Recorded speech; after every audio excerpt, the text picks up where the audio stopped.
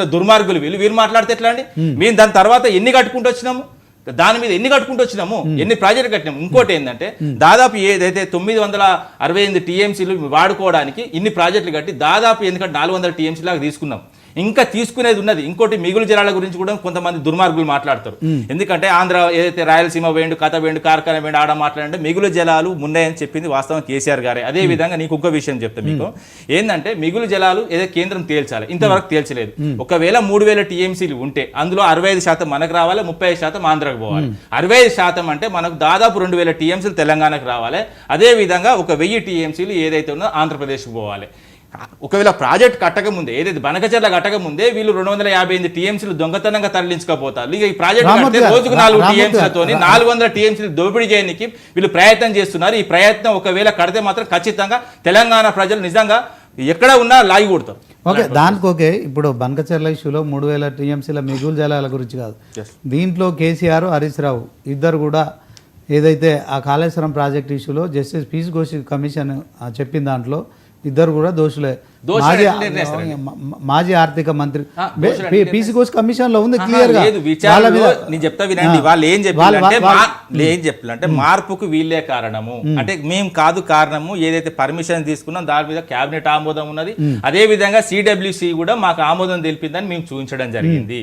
అదే విధంగా వీళ్ళు ఇంకో ఏదైతే నిధుల దుర్వినియోగం అంటే నిధుల దుర్వినియోగం కాలేదు. అదే విధంగా ఆర్ఈసీ కంపెనీ ఏదైతే రూరల్ ఎలక్ట్రిఫికేషన్ రామూర్తి గారు నా దగ్గర పీస్ ఘోష్ కమిషన్ సంబంధించిన ఇదే వాళ్ళు ఇచ్చిన రిపోర్ట్ 60 పేజీలు, ఇది బ్రీఫ్ 60 పేజీలు 665 పేజీలు ఇంకా ఉన్నది. అసెంబ్లీలో దానికి ప్రతి ప్రశ్నకు సమాధానం చెప్తాము.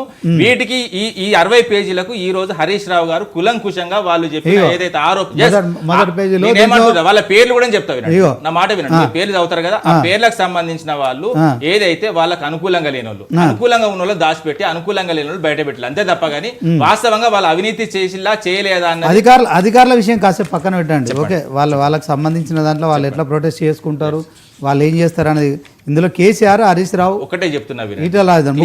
మీ ప్రశ్నకు సూటి సమాధానం ఏంటంటే ఏదైతే కేబినెట్ ఆమోదం ఉన్నది, అదే విధంగా సిడబ్ల్యూసి సంబంధించిన ఏదైతే దాని ఆమోదం ఉన్నది, అదే విధంగా వ్యాప్కో సంస్థ మొత్తం సర్వే చేసి అక్కడ ప్రాజెక్ట్ కట్టుకోమని చెప్పింది. అదే విధంగా కేంద్ర ప్రభుత్వం నుంచి 11 పర్మిషన్లు తీసుకున్న తర్వాతనే ప్రాజెక్టు కట్టడం జరిగింది. అంతే తప్ప ఇందులో ఎంత వెతికినా ఏం చేసినా ఎంత రంధ్రావేశం చేసినా 500 కోట్ల 2 పిల్లర్లు నిర్మించకుండా మీరు దాదాపు 5,000 కోట్లు ఖర్చు పెట్టినా కూడా వాస్తవం మీకేం దొరకదు.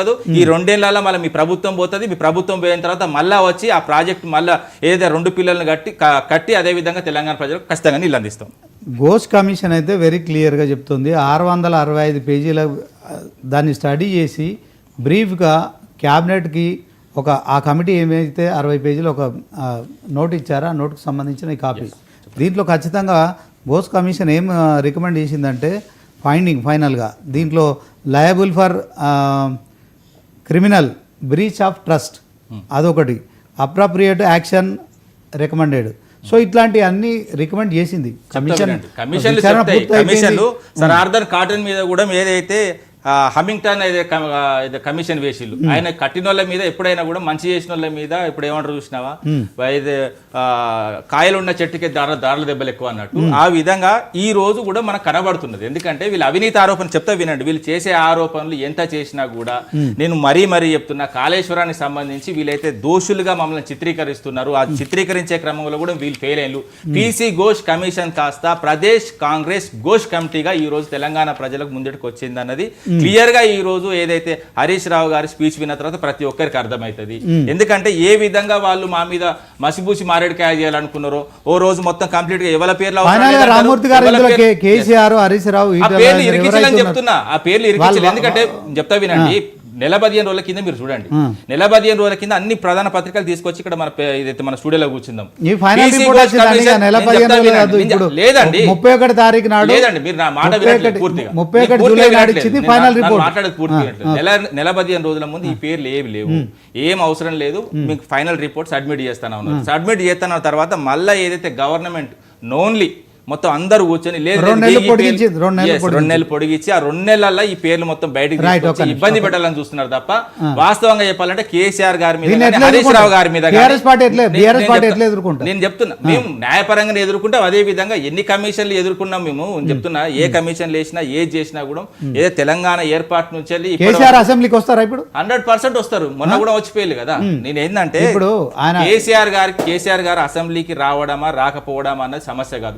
తెలంగాణ ప్రజలకు డీల్ వచ్చినాయా రాలేదు. ఆయన నేతృత్వంలో జరిగినప్పుడు ఆయన వచ్చి అసెంబ్లీలో చర్చ పెడతాం, తెలంగాణ కాంగ్రెస్ ప్రభుత్వం చెప్తుంది, ఆయన కొంతమంది వస్తాడా? కాంగ్రెస్ సంబంధించిన నాయకులు మరీ చాలా సందర్భాల్లో చెప్పిన సందర్భాలు. ఎందుకంటే ఇప్పుడు ఫామ్ హౌస్ పాలన కావాలా లేకపోతే ఏదైతే మీకు ప్రజాపాలన కావాలంటే వాళ్ళ అఫీషియల్ పేజ్ లో పెట్టుకుంటే చెప్పులతో కొట్టిల్లు మొన్ననే. ఎందుకంటే మాకు ఫామ్ హౌస్ పాలన కావాలి. Final గా చెప్పండి, కేసీఆర్ గారు వస్తారా అసెంబ్లీకి? 100% వస్తారు. 100% థ్యాంక్ యూ. జయరామ్ గారు ఎట్లా చూస్తారు? కేసీఆర్ ఇంకా జైలుకు పోడేనా? ఇంకేం దారలేదు కదా.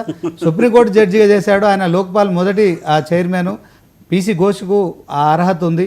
ఆయన ఇచ్చిన రిపోర్టు మరి 16 నెలలు సుదీర్ఘ విచారణ చేశారు. దీంట్లో అందరిని కూడా విచారించారు. మీరు కూడా రిపోర్ట్ చూసిర్రు. 60 పేజీల బ్రీఫ్ కూడా మీరు చూసిర్రు కదా. దీంట్లో ఎన్డీఎస్ఏ రిపోర్ట్ ఉంది, తర్వాత ఒక్క నిమిషం, ఎన్డీఎస్ఏ రిపోర్ట్ ఉంది, కాగ్ రిపోర్ట్ ఉంది, విజిలెన్స్ అండ్ ఎన్ఫోర్స్మెంట్ డిపార్ట్మెంట్ సంబంధించిన రిపోర్ట్ ఉంది, ఐ అండ్ క్యాడ్ ఎక్స్పర్ట్